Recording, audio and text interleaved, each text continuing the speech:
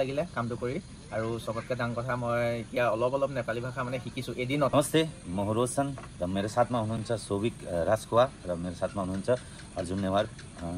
आज हामी एउटा नयाँ गीत भिडियोको सुटमा अरुणाचल प्रदेशको इको रिजोर्ट भन्ने ठाउँमा आज आएका छौँ र हाम्रो आजको गीत भिडियो राम्ररी नै सुटिङ भयो र कम्प्लिट हामी गरेर यहाँबाट हिँड्न लागेको र हजुरहरूको सामु केही कुरा राखौँ भनेर मैले आज सोभिक राजखोवासँग केही कुरा राख्नको लागि म हजुरहरूको बिचमा उपस्थित भए। सो उहाँ सोभिक राजखोवा जो हुनुहुन्छ असमको जाने माने युट्युबर अनि त्यसको पछि एकजना मोडल पनि हुनुहुन्छ र उहाँको धेरैवटा गीतहरू मैले देखेँ र मलाई उहाँको गीत भिडियोहरू धेरै मन पर्यो र योपालि मैले मेरो आफ्नै नयाँ गीत एउटा विशाल बजारमा भन्ने गीत एउटामा उहाँलाई मैले मेन लिडको उसमा लिएर आएको छु र आज म उहाँलाई हाम्रो एउटा नयाँ गोर्खाली नेपाली गीत एउटा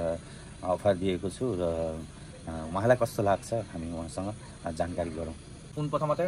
ভাল লাগিলে কামটো কৰি আৰু सबतকৈ ডাঙৰ কথা মই এতিয়া অলপ नेपाली भाषा মানে শিকিছো এদিনত তাকো আজি বহুতখিনি কথা শিকিছো আৰু ভাল লাগিলে কাম কৰি আৰু सबतকৈ ডাঙৰ কথাটো কি মানে মই কি ভাল পাইছো नेपाली ইণ্ডাষ্ট্ৰিটো যোনটো হয় মানে মই ইয়াত আজিলৈকে এটা কাম কৰি পোৱা নাই আৰু মই ভৱিষ্যতে বিচাৰোঁ नेपाली বুলিয়ে নহয় প্ৰতিটো ভাষাৰে মানে মই কাম কৰোঁ যেন প্ৰতিটো ভাষাৰ মানুহে মোক চিনি পায়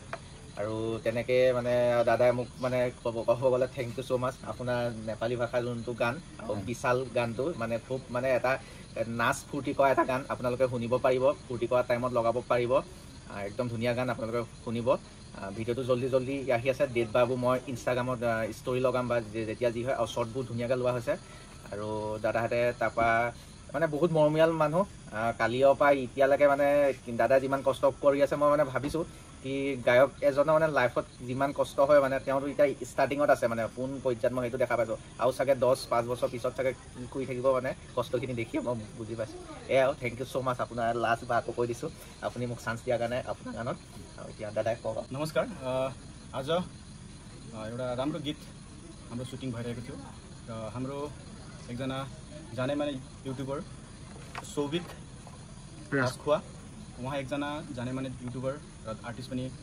हुनुहुँदो रहेछ र उहाँलाई आज एउटा नेपाली गीत